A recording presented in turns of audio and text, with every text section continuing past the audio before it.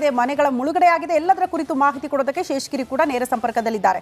So ಎಲ್ಲರಿಗೂ ಕೂಡ good morning. ನಿಮ್ಮ ಸುದ್ದಿಗಳು ಬಂದಾಗ ನಿಮ್ಮನ್ನ ಸಂಪರ್ಕ ಮಾಡ್ತೀವಿ, ಮಾಹಿತಿನ ಪಡೆದುಕೊಳ್ತೀವಿ. ಪ್ರಮುಖವಾಗಿ ದರ್ಶನ್ ವಿಚಾರ ಪ್ರಮುಖವಾಗಿ ಗಮನಿಸಬೇಕು. ಒಂದಷ್ಟು ಸಾಕ್ಷ್ಯಾಧಾರಗಳು ಕೂಡ ಇಲ್ಲಿ ಲಭ್ಯವಾಗಿದೆ. ಕೆಲವರನ್ನ ಸಾಕ್ಷಿಯಾಗಿ ಪರಿಗಣಿಸಿದ್ದಾರಂತೆ ಪೊಲೀಸರು. ಇದು ರೇಣುಕಾ ಸ್ವಾಮಿ ಕೊಲೆ ಕೇಸ್ಗೆ ಸಂಬಂಧಪಟ್ಟಂತ ಬಿಗ್ ಸ್ಟೋರಿ. ರಿಮಾಂಡ್ ಕಾಪಿಯಲ್ಲಿದೆ ಮಹತ್ವದ 4 ಸುದ್ದಿ. ಕೊಲೆ ಕೇಸ್ನಲ್ಲಿ ಜೈಲು ಸೇರಿದ್ದಾರೆ ದರ್ಶನ್. ಅವರಿಗೆ ಮತ್ತೆ ಕಂಟಕ ಎದುರಾಗ್ತಾ ಇದೆ. ಅವರ ಆ ಒಂದು ಹೇಳಿಕೆ ದರ್ಶನ್ಗೆ ಮತ್ತಷ್ಟು ಸಂಕಷ್ಟ ಫೇಕ್ಸ್. ದರ್ಶನ್ಗೆ ಕಂಟಕವಾಗ್ತಾರಾ ಮ್ಯಾನೇಜರ್, ಕಾಸ್ಟ್ಯೂಮ್ ಡಿಸೈನರ್? ದರ್ಶನ್ ವಿರುದ್ಧ ಸಾಕ್ಷಿಯಾಗಿದ್ದಾರೆ ಮ್ಯಾನೇಜರ್, ಕಾಸ್ಟ್ಯೂಮ್ ಡಿಸೈನರ್. ಮತ್ತೊಂದು ಕಡೆ ಕಾರ್ ವಾಶ್ ಮಾಡಿದ್ರಲ್ಲ, ಅವರನ್ನ ಕೂಡ ಸಾಕ್ಷಿಯಾಗಿ ಪರಿಗಣಿಸಿದ್ದಾರೆ ಪೊಲೀಸರು ಈ ಪ್ರಕರಣಕ್ಕೆ ಸಂಬಂಧಪಟ್ಟಂತೆ ಅಂತ. ಹಾಗಾಗಿ ಇವರುಗಳ ಹೇಳಿಕೆ ನಟ ದರ್ಶನ್ ಅವರಿಗೆ ಮತ್ತಷ್ಟು ಸಂಕಷ್ಟ. ದರ್ಶನ್ ಪಡೆದಿರುವ ಹಣಕ್ಕೆ ಸಂಬಂಧಪಟ್ಟಂತೆ ಮ್ಯಾನೇಜರ್ ಸಾಕ್ಷಿಯಾಗಿದ್ದಾರೆ.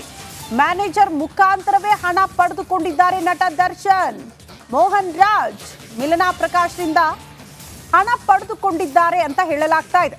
ದರ್ಶನ್ ಬಟ್ಟೆಗಳನ್ನ ಮನೆಗೆ ತಲುಪಿಸಿದ್ರು ಕಾಸ್ಟ್ಯೂಮ್ ಡಿಸೈನರ್, ಅವರು ಕೂಡ ಸಾಕ್ಷ್ಯ. ವಿಜಯಲಕ್ಷ್ಮಿ ಮನೆಗೆ ತಲುಪಿಸಿದ್ರಂತೆ ಕಾಸ್ಟ್ಯೂಮ್ ಡಿಸೈನರ್ ಅವರ ಹಾಕಿರುವ ಬಟ್ಟೆಗಳನ್ನ.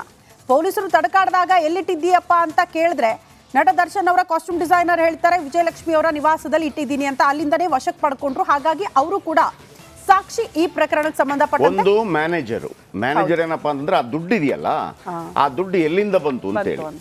ಮಿಲನ ಪ್ರಕಾಶ್ ಅವರು ಈ ಸಿನಿಮಾದ ಡೈರೆಕ್ಟರ್. ಯಾರು? ಡೆವಿಲ್ ಸಿನಿಮಾದ ಡೈರೆಕ್ಟರ್ ಮಿಲನ ಪ್ರಕಾಶ್. ಅವರು ಕೂಡ ಹೀರೋ ತರನೇ ಇದ್ದಾರೆ ನೋಡಿ. ಇವರೇ ಮಿಲನ ಪ್ರಕಾಶ್ ಅಂತ ಹೇಳಿದ್ರೆ. ಆಮೇಲೆ ಇವರಿದಾರಲ್ಲ, ಯಾರು ಮಾಜಿ ಕಾರ್ಪೊರೇಟರ್ ಮೋಹನ್ ರಾಜ್ ಮತ್ತು ಇವರು ಸೇರಿ ಆ ದುಡ್ಡನ್ನ ವ್ಯವಸ್ಥೆ ಮಾಡಿದ್ದಾರೆ ಅಂತ ಹೇಳಿ ಇವರಿಬ್ಬರನ್ನ ಎತ್ತಾಕೊಂಡು ಹೋಗ್ತಾರೆ. ಈಗ ನಂಬರ್ 1.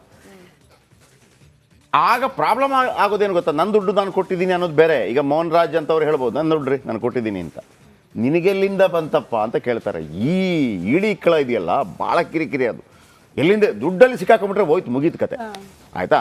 ಒಂದು.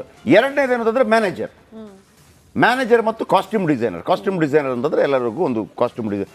ಮೊದಲೆಲ್ಲ ನೇಪಾಳಿ ನಾಗರಾಜ್ ಅಂತ ಒಬ್ಬರು ಇದ್ರು. ಯಾರಿಗೆ? ದರ್ಶನ್ ಅವರಿಗೆ ನೇಪಾಳಿ ನಾಗರಾಜ್ ಅಂತೇಳಿ. ಅವರಿಗೆ ಇದಾರೆಲ್ಲ ಗೊತ್ತಿಲ್ಲ ನನಗೆ. ಅವರೆಲ್ಲ ಮೊದಲು ಭಾಳ ನೇಪಾಳಿ ನಾಗರಾಜ ಮಾಡ್ತಾ ಇದ್ದದ್ದು. ಈಗ ತುಂಬ ಅವರು ಭಾಳ ದೊಡ್ಡ ಮಟ್ಟದ ಸ್ಟಾರ್ ಆಗಿದ್ದಾರೆ. ಸೊ ಅವತ್ತು ಆ ಬಟ್ಟೆ ಎತ್ಕೊಂಡೋಗಿ ಬಟ್ಟೆ ಮತ್ತು ಶೂ ಅಲ್ಲಿ ಇಟ್ಟಿದ್ರಲ್ಲ ವಿಜಯಲಕ್ಷ್ಮಿ ಮನೆಯಲ್ಲಿ ಒಂದು ಪೂಜೆ ಇತ್ತು. ಸೊ ಅವರನ್ನು, ಆಮೇಲೆ ಗಾಡಿ ತೊಳೆದವರನ್ನು ಪ್ರಮುಖವಾಗಿ ನೋಡಿ, ಇದು ಗಾಡಿ ನೀನು ತೊಳೆದಿದ್ದು ಸರಿನಾ ತಪ್ಪು ಸಾಕ್ಷಿನಾಶ. ನೀವು ಕೋರ್ಟ್ ಹೇಳೋದು ರೀತಿ ಇದೆಯಲ್ಲ, ಅದಕ್ಕೆ ಈಗ ಅಚಾನಕ್ ಈಗ ಹೇಳ್ತಾರಲ್ಲ, ಅದು ಅಚಾನಕ್ ಆಗೋಯ್ತು. ಓಕೆ, ಅಚಾನಕ್ ಆಗೋಯ್ತಾ, ನೀವು ಅದನ್ನು ಅಲ್ಲೇ ಬಿಡಬೇಕು. ಏನು ಅಚಾನಕ್ ಆಗೋಯ್ತು? ನಾನು ಅವತ್ತಿಂದ ಹೇಳ್ತಾ ಇದ್ದೀನಿ. ಚಿಕ್ಕಪ್ಪ ದೊಡ್ಡಪ್ಪ ನಡುವೆ ಗಲಾಟೆ ಆಯಿತು, ಹೊಡೆದು ಬಿಟ್ರು, ಸತ್ತೋಗ್ಬಿಟ್ಟ ಚಿಕ್ಕಪ್ಪನ ದೊಡ್ಡಪ್ಪನ. ಏನು ಮಾಡಬೇಕು?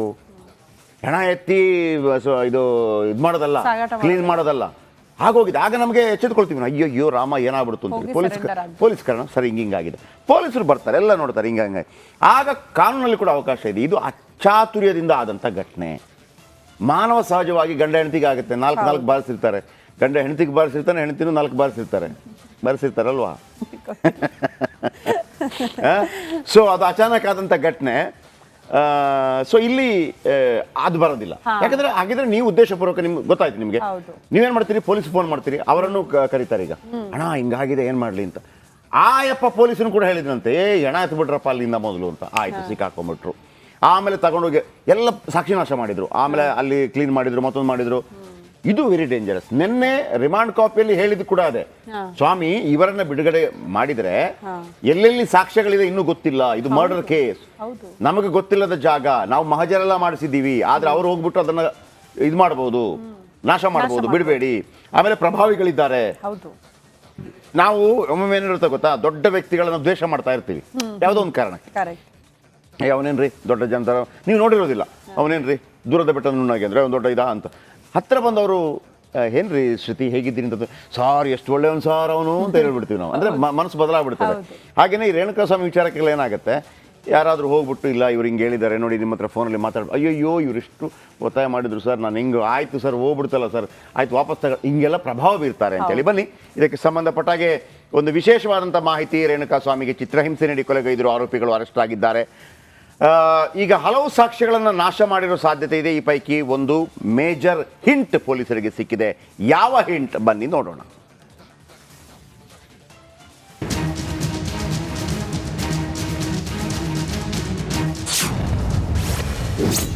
ಒಂದು ಸ್ಕಾರ್ಪಿಯೋ, 2 ಸಾಕ್ಷ್ಯ ಲಭ್ಯ.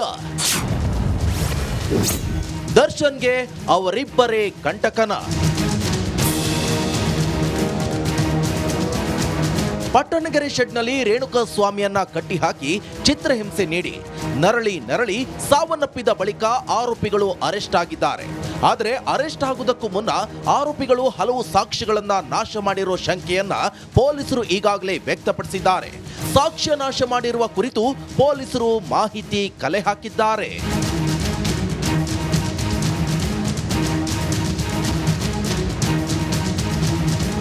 ರೇಣುಕಾಸ್ವಾಮಿ ಮೃತದೇಹವನ್ನ ಮೋರಿವರೆಗೂ ಸಾಗಿಸಲಾಗಿದ್ದ ವಾಹನ ತೊಳೆದವರೇ ಈಗ ಮೇನ್ ಸಾಕ್ಷಿಗಳಾಗಿದ್ದಾರೆ. ಸ್ಕಾರ್ಪಿಯೋ ವಾಹನ ತೊಳೆದವರನ್ನ ಸಾಕ್ಷಿ ಮಾಡಿರುವ ಪೊಲೀಸರು ಅವರನ್ನ ತೀವ್ರ ವಿಚಾರಣೆ ನಡೆಸಿದ್ದಾರೆ. ಸ್ಕಾರ್ಪಿಯೋ ಕಾರ್ನಲ್ಲಿ ಶೆಡ್ನಿಂದ ರೇಣುಕಾಸ್ವಾಮಿ ಮೃತದೇಹ ಸಾಗಿಸಿದ್ದ ವಾಹನವನ್ನ ಆರೋಪಿಗಳು ವಾಟರ್ ಸರ್ವಿಸ್ ಮಾಡಿಸಿದ್ರು. ಆ ಇಬ್ಬರ ಕೈಯಲ್ಲಿ ಡಿ ಭವಿಷ್ಯ. ವಾಟರ್ ಸರ್ವಿಸ್ ನಲ್ಲಿ ಕೆಲಸ ಮಾಡುತ್ತಿದ್ದ ಇಬ್ಬರು ಹುಡುಗರೆ ಈ ಕಾರನ್ನ ಸರ್ವಿಸ್ ಮಾಡಿದ್ರು.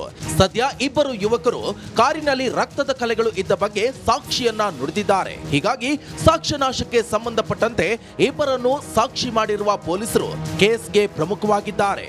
ಇದು ದರ್ಶನ್ಗೆ ಕಂಟಕವಾಗುವ ಸಾಧ್ಯತೆ ಇದೆ. ರೇಣುಕಾಸ್ವಾಮಿ ಕೊಲೆ ಕೇಸಲ್ಲಿ ಇಬ್ಬರು ಹುಡುಗರೇ ಪ್ರಮುಖ ಸಾಕ್ಷಿಯಾಗಿದ್ದು ದರ್ಶನ್ಗೆ ಇದು ಮತ್ತಷ್ಟು ಸಂಕಷ್ಟಕ್ಕೆ ಕಾರಣವಾಗಲಿದೆ.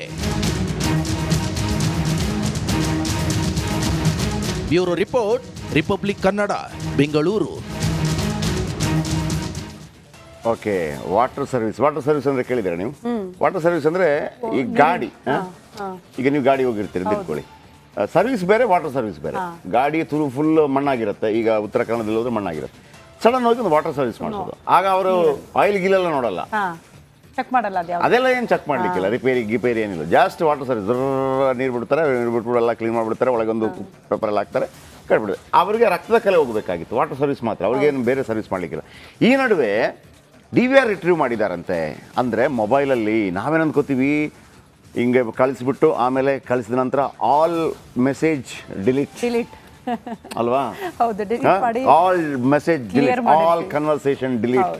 ಆಮೇಲೆ ಏನು ತಿಪ್ಪರ್ಲಾಗಿ ಹಾಕಿದ್ರು ಕೆಲವರೆಲ್ಲ ನಾನು ನೋಡಿದ್ದೀನಿ. ಅವರು ಏನು ಬೇರೆ ಬೇರೆ ಮೋಡಲ್ಲಿ, ಅಂದರೆ ನೈಟ್ ಮೋಡಲ್ಲಿ, ಮತ್ತೊಂದು ಮೋಡಲ್ಲಿ. ಅಂದರೆ ನಾವೇನು ಭಾಳ ಚತುರರು ಅಂತೇಳಿ, ನೀವು ಏನೇ ಚತುರರಾಗಿದ್ರು ಕೂಡ ಅದನ್ನೆಲ್ಲ ರಿಟ್ರೀವ್ ಮಾಡೋದಕ್ಕೆ ಅವಕಾಶಗಳಿರುತ್ತೆ. ಸೊ ಹಾಗಾಗಿ ಹತ್ಯೆ ಒಳಸಂಚಿನ ಕುರಿತು ಇದರಿಂದ ಮಹತ್ವದ ಮಾಹಿತಿ ಲಭ್ಯವಾಗಿದೆ. ಮೊಬೈಲ್ ರಿಟ್ರೀವ್ ಆಗಿದೆ. ರಿಟ್ರೀವ್ ಅಂತಂದರೆ ನೀವು ಮೆಸೇಜ್ ಕಳಿಸ್ತೀರಿ, ನೋಡಿ ನಾನು ಇಲ್ಲಿಗೆ ಹೋಗಿದ್ದೆ, ಈ ದುಡ್ಡು ಕಳಿಸಿ, ನಾನು ಆ ಕರೆಂಟ್ ಶಾಕ್ ಇದು ಮಾಡಿದೆ, ಮತ್ತೊಂದು ಮಾಡಿದೆ. ಈಗ ನೀವು ಇನ್ಕಮ್ ಟ್ಯಾಕ್ಸ್ ರೈಡ್ ಆದಾಗ ಫಸ್ಟು ಇನ್ಕಮ್ ಟ್ಯಾಕ್ಸ್ ರೆಡ್ ಆದ ತಕ್ಷಣ ಮನೆಗೆ ಅಥವಾ ಆಫೀಸಿಗೆ ಬಂದರೆ ಅವ್ರು ಏನು ಮಾಡ್ತಾರೆ, ಮೊಬೈಲ್ ಕೊಡಿ ಅಂತಾರೆ. ಕೊಡಿ ಮೊಬೈಲ್ ಕೂತ್ಕೊಳ್ಳಿ ಅಲ್ಲಿ ಅಂತಾರೆ ಒಂದು ಸೈಡಲ್ಲಿ. ಮೊಬೈಲ್ ಇಟ್ಕೊಂಡು ಫಸ್ಟ್ ಅವರು ಚೆಕ್ ಮಾಡೋದೇನು ಗೊತ್ತಾ, ಹಿಂಗೆ ಚೆಕ್ ಮಾಡ್ಬಿಟ್ಟು ಸರ್ಚ್ಗೆ ಹೋಗ್ಬಿಡ್ತಾರೆ, ಕ್ಯಾಶ್ ಅಂತ ಸರ್ಚ್ ಮಾಡ್ತಾರೆ. ಹಾಗಾಗಿ ಇವರು ಭಾಳ ಜಾಣರಿದ್ದಾರೆ ಆ ಥರ ಮಾಡೋರು. ಅದನ್ನು ಬೇರೆ ಬೇರೆ ರೀತಿಯಲ್ಲಿ 1 kg ಮಿಠಾಯಿ, ಕೋಡ್ ವರ್ಡ್ ಅವ್ರವ್ರಿಗೆ ಗೊತ್ತಿರುವಂಥದ್ದು ಇರುತ್ತೆ. 1 kg ಅಂದರೆ. ಆಮೇಲೆ ಈ ಅಂಡರ್ವರ್ಡ್ ಅಲ್ಲಿ ಇತ್ತಲ್ಲ, ಏಕ್ ಪೇಟಿ ಕೊಕ್ಕಾ, DK ಶಿವಕುಮಾರ್ ಅವ್ರ ಕೇಸಲ್ಲಿ ಹಂಗೆ ಆಗಿತ್ತು. ಕೋಡ್ ವರ್ಡ್ ಅಲ್ಲಿ ಇರುತ್ತೆ, ಅದೇನೋ ಮಾಡಿರ್ತಾರೆ ಅಂತೇಳಿ. ಈಗ ನೀವೇನೇ ಕಳಿಸಿದ್ರು ಕೂಡ ಆ ಥರ ಏನಾದ್ರು ಕೋಡ್ ವರ್ಡ್ ಸಿಕ್ಕಿದೆ ಅಂತ ಇಟ್ಕೊಳ್ಳಿ. ಆ ಥರ ಕೋಡ್ ವರ್ಡ್ ಸಿಕ್ಕಿ ಅವ್ರು ಮಾತಾಡಿಲ್ಲ ಅಂತಂದ್ರೆ ಅದು ಜಗ್ಗೇಶ್ ಪಿಕ್ಚರ್ ಗೊತ್ತಲ್ಲ, ಆ ಥರ ಮಾಡ್ಬಿಟ್ಟು ಬಾಯಿ ಬಿಡಿಸ್ತಾರೆ. ಬನ್ನಿ ಇದರ ಬಗ್ಗೆ ಒಂದು ಮಾಹಿತಿ ಪಡೆಯೋಣ.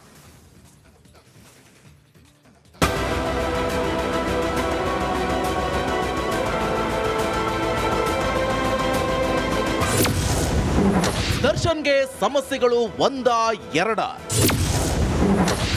ಸಾಲು ಸಾಕ್ಷ್ಯ ತಂದಿಡಲಿವೆ ಕಂಟಕ. ಕೊಲೆ ಕೇಸಲ್ಲಿ ಲಾಕ್ ಆಗಿರೋ ದರ್ಶನ್ಗೆ ಸದ್ಯಕ್ಕೆ ಬಿಡುಗಡೆ ಭಾಗ್ಯವಿಲ್ಲ ಎಂಬಂತೆ ಕಾಣಿಸ್ತಾ ಇದೆ. ಯಾಕಂದ್ರೆ ಒಂದಾದ್ರ ಮೇಲೊಂದು ದಾಸನಿಗೆ ಸಂಕಷ್ಟಗಳು ಎದುರಾಗಲು ಕ್ಯೂನಲ್ಲಿ ನಿಂತಂತಿವೆ. ಈಗಾಗಲೇ ಹಲವು ಸಾಕ್ಷಿಗಳನ್ನ ಕಲೆ ಹಾಕಿರೋ ಪೊಲೀಸರಿಗೆ ಮತ್ತೊಂದು ಮಹತ್ವದ ಸಾಕ್ಷ್ಯ ಸಿಕ್ಕಿದೆ.